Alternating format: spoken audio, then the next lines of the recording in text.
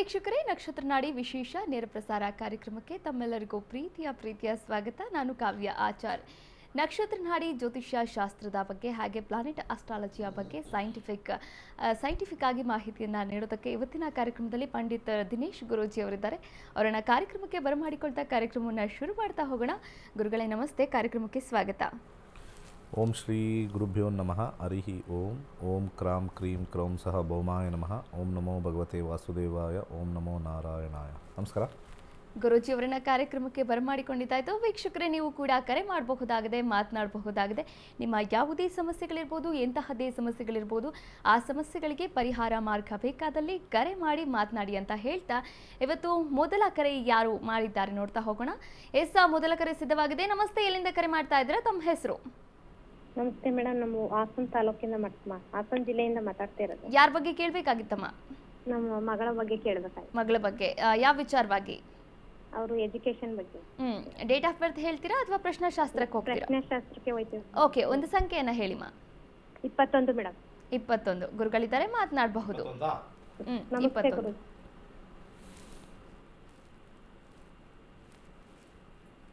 Hello, ಒಂದು ನಿಮಿಷ ಆಗ್ತಾ ಇದ್ದೀನಿ. ಯಾಕಮ್ಮ, ಏನು ಸೂಪರ್ ಸ್ಪೀಡಲ್ಲಿ ಹೇಳ್ಬೇಕಾ ನಿಮಗೆ? ಇಲ್ಲ ಸರ್. ಹಾಂ, ಯಾವುದ್ರ ಬಗ್ಗೆ ಅಂತ ಕೇಳಿದ್ದು? ಡಿಸ್ಪ್ಲೇ ಮಾಡಿ. ಎಜುಕೇಶನ್ ಬಗ್ಗೆ ಗುರುಜಿ. ಎಜುಕೇಷನ್ ಆಯ್ತು. ಈಗ ಎಜುಕೇಷನ್ ಬಗ್ಗೆ ಹೇಳಬೇಕು. ಓಕೆ, ಈಗ ನಮಗೆ ಅವರು ಏನು ಏಜು ಅಥವಾ ಏನು ಗೊತ್ತಿಲ್ಲ. ಡಿಪ್ಲೊಮಾ ಮಾಡ್ತಾ ಇದ್ದಾಳೆ, ಫೈನಲ್ ಇಯರ್ ಗುರುಜಿ ಸಲ. ಹಾಂ, ಆಮೇಲೆ ಮತ್ತೆ ಮುಂದಕ್ಕೆ ಬಿ ಏನಾರ ಮಾಡ್ತಾಳೆ ಹೆಂಗೆ? ಇದೇನು ಫಸ್ಟ್ ಟೈಮ್ ಕೇಳ್ತಾ ಇದ್ದೀರಾ, ಸೆಕೆಂಡ್ ಟೈಮಾ?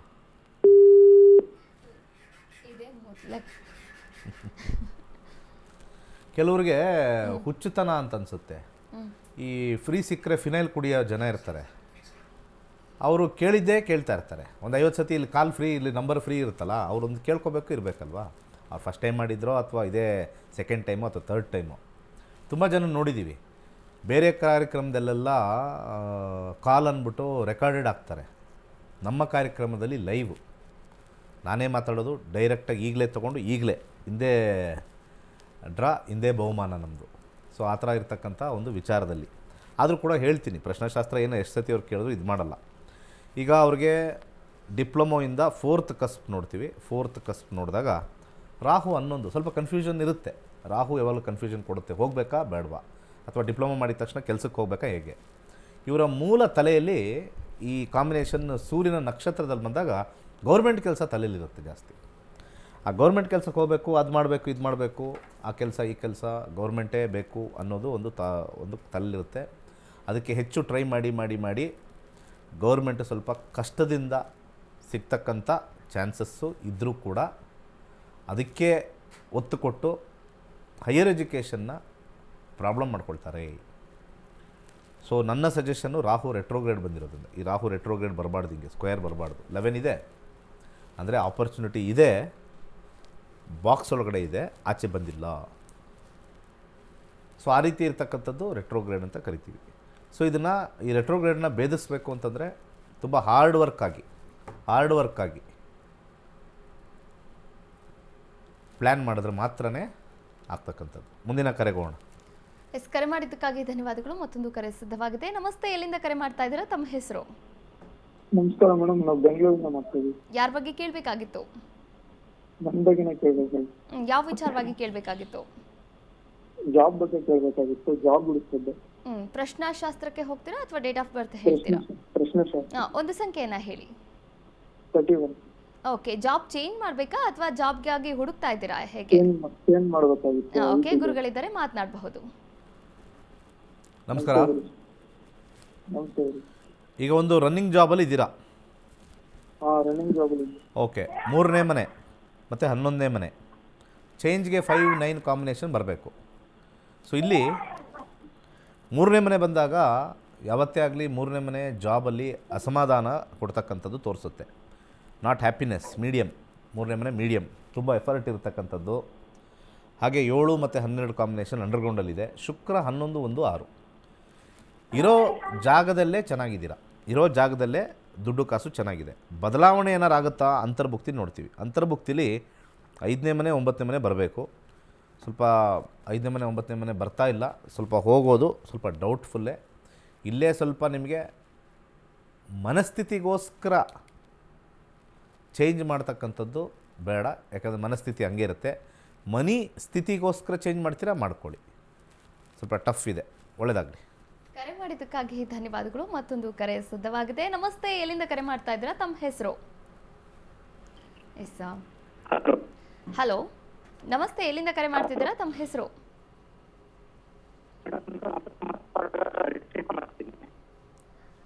ಓಕೆ, ತಾಂತ್ರಿಕ ದೋಷ. ಎಸ್ ವೀಕ್ಷಕರೇ, ನೀವು ಗೊತ್ತಾಗುತ್ತಲ್ವಾ? ವೀಕ್ಷಕರೇ, ನಕ್ಷತ್ರ ನಾಡಿ ರೇಖೆ ಹೀಲಿಂಗ್ ಆನ್ಲೈನ್ ಕೋರ್ಸಸ್ ಜುಲೈ 23ರಿಂದ ಆರಂಭವಾಗ್ತಾ ಇದೆ. ಕೇವಲ 899 ರೂಪಾಯಿಯಲ್ಲಿ ರಿಜಿಸ್ಟರ್ ಆಗಿ 2 ಹಂತದಲ್ಲಿ ರೇಖಿ ಹೀಲಿಂಗ್ ಚಿಕಿತ್ಸೆ ಹೇಗೆ ಮಾಡೋದು ಅಂತ ಕಲಿರಿ. ಹಾಗೆ ರೇಖಿ ಮಾಸ್ಟರ್ ಆಗಿ ಆಯುರ್ವೇದ ಶಕ್ತಿಯನ್ನ ಕೂಡ ಪಡೆಯಬಹುದಾಗಿದೆ. ಮತ್ತೊಂದು ಕರೆ ಸಿದ್ಧವಾಗಿರುವಂಥದ್ದು. ನಮಸ್ತೆ, ಎಲ್ಲಿಂದ ಕರೆ ಮಾಡ್ತಾ ಇದ್ದೀರಾ? ತಮ್ಮ ಹೆಸರು? ಹಲೋ. Yes, okay. ಇನ್ನು ರೋಗ ನಿವಾರಣೆಗಾಗಿ ಮತ್ತು ಶಕ್ತಿವರ್ಧನೆಗಾಗಿ, ಮಾನಸಿಕ ನೆಮ್ಮದಿಗಾಗಿ 7 ಚಕ್ರ ಕ್ಲಾಸಸ್ ಕೂಡ ಅಟೆಂಡ್ ಮಾಡ್ಬೋದು. ಕೇವಲ 899 ರೂಪಾಯಿಯಲ್ಲಿ ರಿಜಿಸ್ಟರ್ ಆಗಿ ಜುಲೈ 23ನೇ ತಾರೀಕಿಂದ ಆರಂಭವಾಗ್ತಾ ಇದೆ ಈ ಒಂದು ಕ್ಲಾಸಸ್. ಇದರಲ್ಲಿ ರೇಖಿ ಕ್ಲಾಸಸ್ ಹಾಗೆ ಸಪ್ತಚಕ್ರ, ಎಸೆನ್ಷಿಯಲ್ ಆಯಿಲ್ ಈ 3ರ ಬಗ್ಗೆಯೂ ಕೂಡ ತಿಳಿಸ್ಕೊಡ್ಲಾಗುತ್ತೆ. ಇನ್ನು ಜ್ಯೋತಿಷ ಶಾಸ್ತ್ರ ಕಲಿಯುವಂತಹ ಆಸಕ್ತಿ ನಿಮ್ಮಲ್ಲಿದ್ದರೆ ನೀವು ಕೂಡ ಆಗಸ್ಟ್ 11ರಿಂದ 108ನೆಯ ಬ್ಯಾಚ್ ಆರಂಭವಾಗ್ತಾ ಇದೆ. ಈ ಒಂದು ಬ್ಯಾಚ್ನಲ್ಲಿ ನೀವು ಕೂಡ ರಿಜಿಸ್ಟರ್ ಆಗಿ ಜ್ಯೋತಿಷ ಶಾಸ್ತ್ರವನ್ನು ಕಲಿಯಬಹುದಾಗಿದೆ. ಮತ್ತೊಂದು ಕರೆ ಸಿದ್ಧವಾಗಿದೆ. ನಮಸ್ತೆ, ಎಲ್ಲಿಂದ ಕರೆ ಮಾಡ್ತಾ ಇದ್ದೀರಾ? ತಮ್ಮ ಹೆಸರು? ಹಲೋ. ನಮಸ್ತೆ ಮಾ, ಎಲ್ಲಿಂದ ಕರೆ ಮಾಡ್ತಿದ್ದೀರಾ? ತಮ್ಮ ಹೆಸರು? ನಮಸ್ತೆ ಗುರುಜಿ. ನಮಸ್ತೆ, ಯಾರ ಬಗ್ಗೆ ಕೇಳಬೇಕಾಗಿತ್ತು? ಅದೇ ಇದು ನಮ್ಮ ಬಗ್ಗೆನೇ ಕೇಳ್ಬೇಕಾಗಿತ್ತು. ಅದು ಪ್ರಶ್ನಶಾಸ್ತ್ರಕ್ಕೆ ಹೋಗ್ತೇನೆ. ಓಕೆ, ಒಂದು ಸಂಖ್ಯೆಯನ್ನ ಹೇಳಿಮ್ಮ. 18. ಯಾವ ವಿಚಾರವಾಗಿ ಕೇಳಬೇಕಾಗಿತ್ತು? ಅದೇ ಇದು ಸ್ವಂತ ಮನೆ, ಅದು ಯಾವಾಗ ಆಗತ್ತೆ ಏನು ಅಂತ ಗುರುಜಿ ಹತ್ರ ಕೇಳ್ಬೇಕಾಗಿತ್ತು. ಈಗ ಬಾಡಿಗೆ ಮನೇಲಿ ಇದ್ದೀರಾ? ಹೌದು. ಓಕೆ, ಗುರುಗಳಿದ್ದಾರೆ, ಮಾತನಾಡಬಹುದು. ನಮಸ್ಕಾರ. ನಮಸ್ತೆ ಗುರುಜಿ. ನಿಜವಾದ ಸ್ವಂತ ಮನೆ ನಾವೆಲ್ಲ ಇಲ್ಲಿಂದ ಹೋದ್ಮೇಲೆ ಸಿಗುತ್ತೆ. ಅದು ಸ್ವಂತ ಅಲ್ವಾ? ಅದು ಈಗಿರೋ ಸ್ವಂತ ಮನೆ ಇವತ್ತು ಇರೋರ್ಗೂ ನಿಮ್ಮದು, ನಾವು ಹೋದ್ಮೇಲೆ ಬೇರೆಯವ್ರದ್ದು ಅಲ್ವಾ? ಓಕೆ, ಹೌದು. ನೋಡೋಣ. ಕಸ್ಪ್ 4th ತೋರಿಸುತ್ತೆ, 4ನೇ ಮನೆ ತೋರಿಸ್ತಾ ಇದೆ. ಅಲ್ಲಿ ಪ್ರಾಪರ್ಟಿ, ವೆಹಿಕಲ್ ಎಲ್ಲ 418 ಆಲ್ರೆಡಿ ಸೈಟ್ ಇದೆ. ಮನೆ ಕಟ್ಟೋ ಪ್ಲ್ಯಾನ್ ಮಾಡಿ ಎಲ್ಲ ಆಗೋಗುತ್ತಲ್ಲ. ಅದು ಸ್ವಲ್ಪ ಒಂಚೂರು ದೂರ ಇದೆ, ಅದಕ್ಕೆ ಅದನ್ನು ಫಸ್ಟ್ ಕ್ವಶನಲ್ಲಿ ಹೇಳ್ಬೇಕು ತಾನೆ.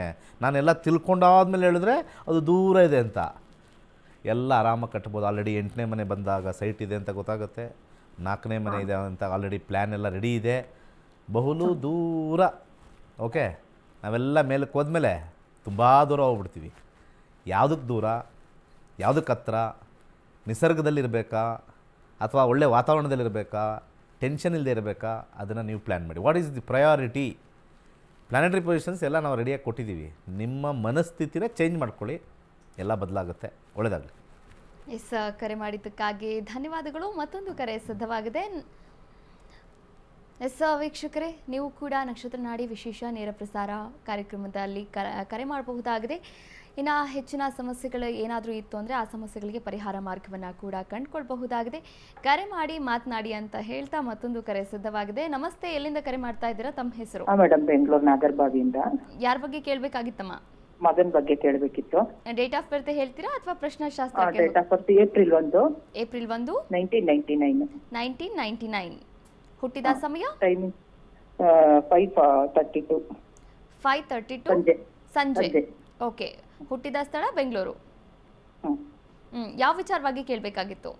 ಅವನಿಗೆ ಜಾಬ್ ಕರೆಕ್ಟ್ ಇಲ್ಲ, ಮತ್ತೆ MS ಮಾಡಕ್ ಹೋಗ್ತೀನಿ ಅಂತಾನೆ. ಗುರುಗಳಿದ್ದಾರೆ, ಮಾತನಾಡ್ತಾರೆ. ಇನ್ನೊಂದ್ಸತಿ ಹೇಳಿ. MS ಮಾಡಕ್ ಟ್ರೈ ಮಾಡ್ತಾನೆ, ಹೋಗಕ್ಕೆ ಅವಾಗೆಲ್ಲ ಆಗ್ಲಿಲ್ಲ. ಏನು ಮಾಡಕ್ಕೆ? MS ಮಾಡ್ಬೇಕು ಅಂತ ಟ್ರೈ ಮಾಡ್ತಾನೆ ಜರ್ಮನಿಗೆ. ಓಕೆ, ಆಗ್ತಿಲ್ಲ. IAS ಮಾಡಕ್ ಟ್ರೈ ಮಾಡ್ದ, ಅದು ಆಗ್ಲಿಲ್ಲ. ಈಗ ಜಾಬ್ ಮಾಡ್ತಿದ್ದಾನೆ, ಆ ಜಾಬು ಸ್ವಲ್ಪ ಅವನಿಗೆ ಸರಿ ಹೋಗ್ತಿಲ್ಲ. ಅದಕ್ಕೆ ದಶಾ ಅಂತೂ ಎಕ್ಸಲೆಂಟ್ ಆಗಿದೆ, ಜಾಬು ಕೂಡ ಎಕ್ಸಲೆಂಟ್ ಆಗಿದೆ. ಬಿ ತಾನೇ ಓದಿರೋದವರು? B ಮಾಡಿದ್ದಾರೆ, mechanical engineer. Very good. 6th house service industry ಅಂತ ತೋರಿಸುತ್ತೆ.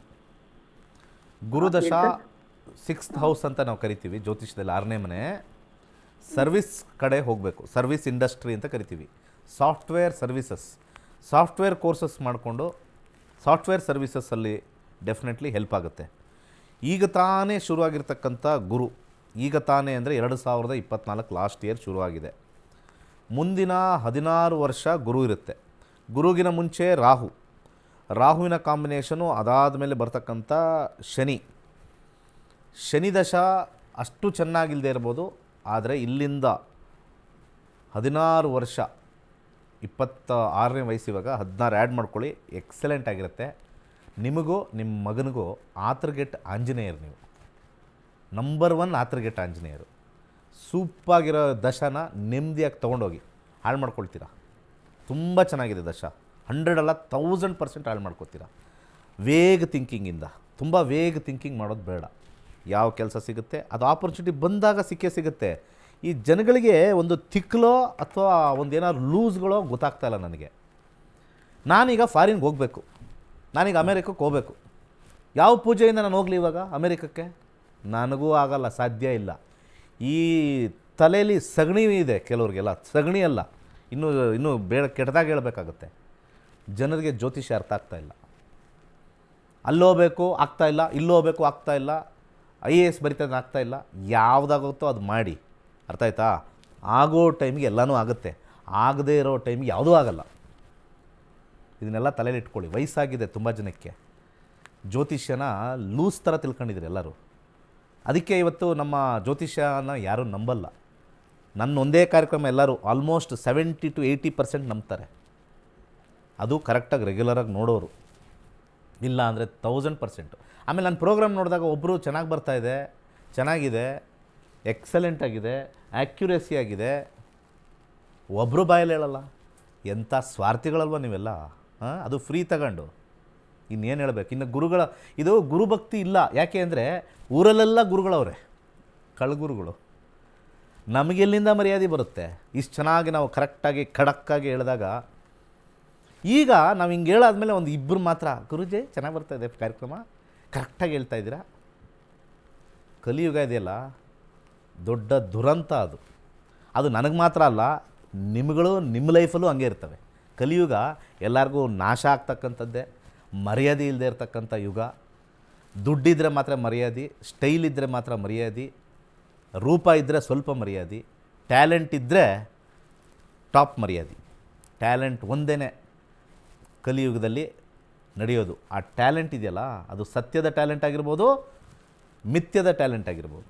ಸತ್ಯ ಮಿಥ್ಯ ಯಾವುದೋ ಟ್ಯಾಲೆಂಟು, ಹೆಂಗೆ ಕಳ್ತನ ಮಾಡಬೇಕು ಅನ್ನೋ ಟ್ಯಾಲೆಂಟಲ್ಲೂ ಸೂಪರಾಗಿರ್ತಾರೆ. ಅದಕ್ಕೆ ದಾವೂದ್ ಇಬ್ರಾಹಿಮು ಇರ್ತಾರೆ, ಒಸಾಮಾ ಬಿನ್ ಲಾಡನು ಇರ್ತಾರೆ, ಮೊಹಮ್ಮದ್ ಗದಾಫಿನೂ ಇರ್ತಾರೆ. ಅದೇ ಟ್ಯಾಲೆಂಟ್ ಇಟ್ಕೊಂಡು ಟಾಪಲ್ಲಿರೋ ಥರ ಈ ಬಿಲ್ ಗೇಟ್ಸ್ ಅವ್ರು ಇರ್ಬೋದು, ಅಥವಾ ಮಾರ್ಕ್ ಜುಕರ್ಬರ್ಗ್ ಅವ್ರು ಇರ್ಬೋದು. 2 ಥರ ಟ್ಯಾಲೆಂಟು ಟಾಪಲ್ಲಿದ್ದಾರೆ. ಕಳ್ಳನಲ್ಲೂ ಟಾಪು, ಮಳ್ಳನಲ್ಲೂ ಟಾಪು, ನಿಜವಾದ ಟ್ಯಾಲೆಂಟಲ್ಲೂ ಟಾಪು. ಆದರೆ ಯಾರೂ ಅವರ ಒಂದು ಜಾತಕದಲ್ಲಿ ಸಿಗಾಕೊಳ್ಳಲ್ಲ. ಕಲಿಯುಗ is A very different world.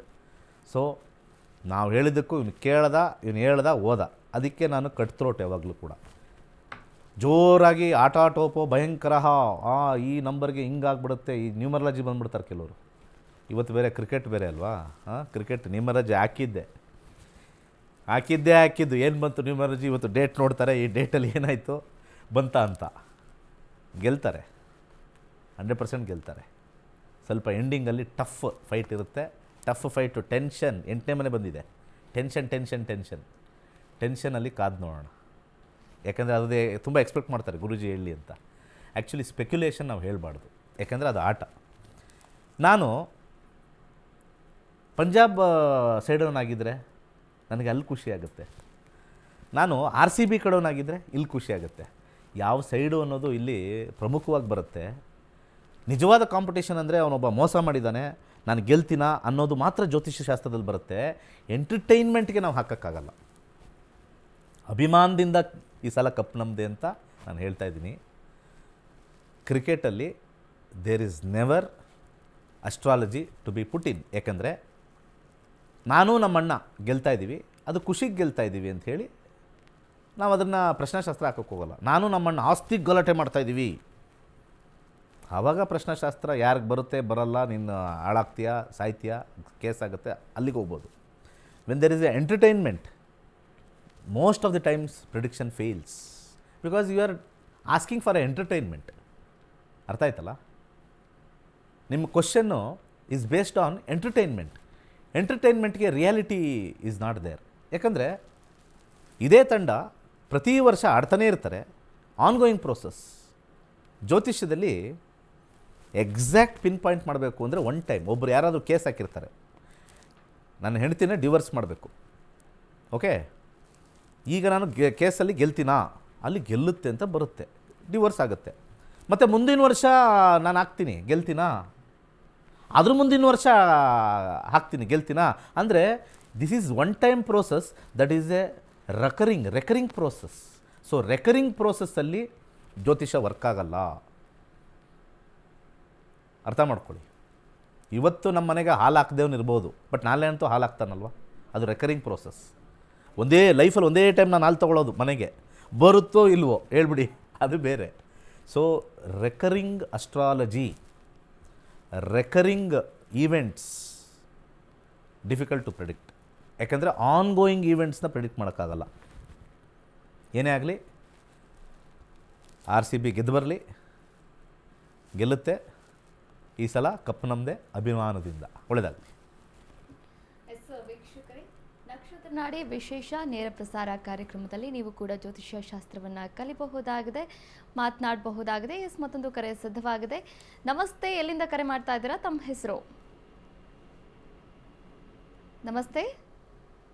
Okay, ಕರೆ ಕಟ್ಟಾಗಿರುವಂಥದ್ದು. ವೀಕ್ಷಕರೇ, ನೀವು ಕೂಡ ಜ್ಯೋತಿಷ್ಯ ಶಾಸ್ತ್ರವನ್ನು ಕಲಿಯುವಂತಹ ಆಸಕ್ತಿ ನಿಮ್ಮಲ್ಲಿದ್ದರೆ ನೀವು ಮಾಡಬೇಕಾಗಿರೋದಷ್ಟೇ, ಸ್ಕ್ರೀನ್ ಮೇಲೆ ಕಾಣಿಸ್ತಾ ಇರುವಂತಹ ನಂಬರ್ಗೆ ಕರೆ ಮಾಡಿ ಸಂಪೂರ್ಣವಾದಂತಹ ಮಾಹಿತಿಯನ್ನು ಕೂಡ ಪಡೆದುಕೊಳ್ಳಿ. ಈಗಾಗಲೇ ಗುರೂಜಿಯವರ ನೇತೃತ್ವದಲ್ಲಿ 65,000ಕ್ಕೂ ಹೆಚ್ಚು ಜನರು ಈ ಒಂದು ಜ್ಯೋತಿಷ್ಯ ಶಾಸ್ತ್ರವನ್ನು ಕಲಿತಿದ್ದಾರೆ, ತಮ್ಮ ಜೀವನವನ್ನು ಕೂಡ ರೂಪಿಸಿಕೊಂಡಿದ್ದಾರೆ. ಇದರ ಜೊತೆಗೆ 1000ಕ್ಕೂ ಹೆಚ್ಚು ವಿದ್ಯಾರ್ಥಿಗಳು ಡಾಕ್ಟರೇಟನ್ನು ಕೂಡ ಪಡೆದುಕೊಂಡಿದ್ದಾರೆ. ಇದೀಗ ಜ್ಯೋತಿಷ್ಯ ಕಲಿತಂತಹ ವಿದ್ಯಾರ್ಥಿಗಳು ಏನು ಮಾತನಾಡಿದ್ದಾರೆ, ಅವರ ಅಭಿಪ್ರಾಯ ಏನು ನೋಡ್ಕೊಂಡು ಬರೋಣ. ನಮಸ್ತೆ ಎಲ್ರಿಗೂ. ನಾನು ಮಮತಾ, IT ಇಂಡಸ್ಟ್ರಿಯಲ್ಲಿ ವರ್ಕ್ ಮಾಡ್ತಾಯಿದ್ದೀನಿ. ಸೊ ಈಗ ನಾನು ನಕ್ಷತ್ರ ನಾಡಿ ಜಾಯಿನ್ ಮಾಡಿ ತುಂಬ ನಾಲೆಡ್ಜ್ ಕಲ್ತ್ಕೊಂಡಿದ್ದೀನಿ. ಇದರಿಂದ ತುಂಬಾ ಉಪಯೋಗ ಆಗಿದೆ. ಹಾಗೂ ಮಹಾವಾಸ್ತು ಮತ್ತು ಚಕ್ರ ಹೀಲಿಂಗ್ ಕಲ್ತಿದ್ದೀನಿ ಗುರೂಜಿಯವರಿಂದ. ಸೊ ಇದು ಎಲ್ಲ ರೀತಿಯಲ್ಲೂ ನನಗೆ ಅನುಕೂಲ ಆಗಿದೆ. ಮತ್ತು ನನ್ನ ಫ್ರೆಂಡ್ಸ್ ರಿಲೇಟಿವ್ಸ್ ಕೂಡ ನಾನು ಹಂಚ್ಕೊಂಡಿದ್ದೀನಿ. ಎಲ್ಲರೂ ಕಲಿಬೋದು, ಇದೇನು ದೊಡ್ಡ ವಿದ್ಯೆ ಅಲ್ಲ. ಏನಂದರೆ ಈಗ ನಾವು ಒಂದು ಅಡುಗೆ ಗೊತ್ತಿಲ್ಲ ಅಂದರೆ ನಾವು ಬುಕ್ ನೋಡಿ ಕಲ್ತ್ಕೊಳ್ತೀವಿ. ಅದೇ ರೀತಿ ಇದು ಸಹ ಹೊಸ ನಾಲೆಡ್ಜ್ ಎಲ್ಲ ಗೊತ್ತಿದ್ದರೂ ನಮ್ಮ ಮುಂದೆ ಇದ್ದರೂ ನಾವು ನೋಡಲ್ಲ. ಅದಕ್ಕೋಸ್ಕರ ಎಲ್ಲರೂ ಇದು ಬೇಸಿಕ್ ನಾಲೆಡ್ಜ್ ಕಲೀಲೇಬೇಕು. ಯಾಕಂದರೆ ಈಗ ನಮಗೇನೋ ಒಂದು ಗೊತ್ತಾಗಿಲ್ಲ ಅಂದರೆ ನಾವು ಎಷ್ಟು ಕಡೆ ಹೊರಗಡೆ ಹೋಗ್ತೀವಿ, ಯಾರ್ಯಾರನ್ನೋ ಕೇಳ್ತೀವಿ, ಹಾಗೂ ಎಲ್ಲೆಲ್ಲೋ ಹೋಗಿ ಸುತ್ತಾಡಿ ಆ ದೇವಸ್ಥಾನ ಈ ದೇವಸ್ಥಾನ ಈ ಗುರುಜಿ ಅಂತ ನೋಡ್ತೀವಿ. ಬಟ್ ಅವರೆಲ್ಲ ನಿಜವಾಗ್ಲೂ ನಾಲೆಡ್ಜ್ ಇದೆಯಾ, ಅವ್ರಿಗೆ ಕರೆಕ್ಟ್ ನಾಲೆಡ್ಜ್ ನಮ್ಗೆ ತಿಳಿಸ್ಕೊಡ್ತಾ ಇದ್ದಾರಾ, ನಮ್ಗೆ ಯಾರಿಗೂ ಗೊತ್ತಿರಲ್ಲ. ಅವ್ರು ಏನು ಹೇಳ್ತಾರೆ ಬಂದೆಲ್ಲ ಮಾಡ್ತೀವಿ, ಕೊನೆಗೆ ನಮ್ಗೆ ರಿಸಲ್ಟ್ಸ್ ಬರಲ್ಲ.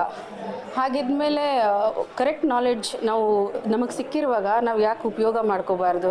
ಅದೇ ನಾವು ಇಲ್ಲಿ ದಿನೇಶ್ ಗುರೂಜಿ ಹತ್ರ ಕಲ್ತ್ಕೊಂಡಿದ್ದು. ಸಿಂಪಲ್ ಆಗಿದೆ, ತುಂಬ ಈಸಿಯಾಗಿ ಹೇಳ್ಕೊಡ್ತಾರೆ, ಏನು ಕಷ್ಟ ಆಗಲ್ಲ, ಭಾಳ ಸುಲಭದಿಂದ ಕಲಿಬೋದು ಎಲ್ಲರೂ ಸಹ ಬಂದು. ಚಕ್ರ ಹೀಲಿಂಗಿಂದ ತುಂಬಾ ಕಲ್ತ್ವಿ ನಾವು. ಒಂದು ಕ್ರಿಸ್ಟಲ್ಸ್ ಯೂಸ್ ಮಾಡಿ ಹೆಂಗೆ ನಾವು ಉಪಯೋಗ ಪಡ್ಕೋಬೋದು, ಇದೆಲ್ಲ ಹಳೆ ವಿದ್ಯೆಗಳೇ. ಹಳೆ ಕಾಲದಲ್ಲೂ ಇದೆಲ್ಲ ಉಪಯೋಗ ಮಾಡ್ತಿದ್ರು, ಬಟ್ ನಮ್ಗೆ ಗೊತ್ತಿರಲಿಲ್ಲ. ಬಟ್ ಈಗ ಅದೇ ವಿದ್ಯೆ ನಮಗೆ ಇಷ್ಟು ಸುಲಭವಾಗಿ ಮಾಡ್ರನ್ ಯುಗದಲ್ಲಿ ಈಸಿಯಾಗಿ ಕಲ್ತ್ಕೋಬೇಕು ಎಲ್ಲರೂ. ಮತ್ತು ಮಹಾವಾಸ್ತು, ಈಗ ವಾಸ್ತು ಅಂದರೆ ಎಷ್ಟು ಕಷ್ಟಪಡ್ತೀವಿ ನಾವು, ಎಲ್ಲಿ ಏನು ಕಟ್ಟಬೇಕು ಏನೂ ಗೊತ್ತಿರಲ್ಲ ಜನಕ್ಕೆ. ಬಟ್ ಈ ಬೇಸಿಕ್ ನಾಲೆಡ್ಜ್ ನಾವು ಕಲಿತಾಗ ನಮಗೆ ನಾವೇ ಸಿಂಪಲ್ ವಿಷಯಗಳನ್ನ ಅರ್ಥ ಮಾಡಿಕೊಂಡು ಒಂದು ಪಂಚಭೂತಗಳನ್ನ ಹೇಗೆ ನಾವು ಬ್ಯಾಲೆನ್ಸ್ ಮಾಡಿ ಕಲ್ತ್ಕೋಬೋದು ಅನ್ನೋದನ್ನ ಕಟ್ಕೊಂಡು ನಾವು ಮನೇನ ಎಷ್ಟು ಆರಾಮಾಗಿರ್ಬೋದು ಅನ್ನೋದು ನಾವು ಮಹಾವಾಸ್ತುವಲ್ಲಿ ಕಲಿತೀವಿ. ಅದೇ ರೀತಿ ನಾನು ಉಪಯೋಗ ಪಟ್ಕೊಂಡಿದ್ದು, ಹಾಗೂ ಎಲ್ಲ ನನ್ನ ಫ್ರೆಂಡ್ಸ್ಗೂ ನಾನು ಇದನ್ನು ಶೇರ್ ಮಾಡಿದ್ದೀನಿ. ಎಲ್ರಿಗೂ ತುಂಬಾ ಉಪಯೋಗ ಆಗಿದೆ ಇದ್ರ ಬಗ್ಗೆ. ಸೊ ನೀವು ಎಲ್ಲರೂ ನಕ್ಷತ್ರ ನಾಡಿ ನಂಬಿ ಬಂದು ಕಲ್ತ್ಕೊಳ್ಳಿ. ಇದೆಲ್ಲ ಒಂದು ನಮ್ಗೆ ಪುರಾತನ ನಾಲೆಡ್ಜ್ಗಳೇ ಇದೆಲ್ಲ. ಆದರೆ ಇದನ್ನು ಸಿಂಪಲ್ಲಾಗಿ ಯಾರೂ ಹೇಳ್ಕೊಡಲ್ಲ. ಅದು ಇಲ್ಲಿ ನೀವು ಕಲಿಬೋದು, ಅಷ್ಟು ತುಂಬ ಕಷ್ಟ ಏನಿಲ್ಲ ಕಲಿಯೋಕ್ಕೆ.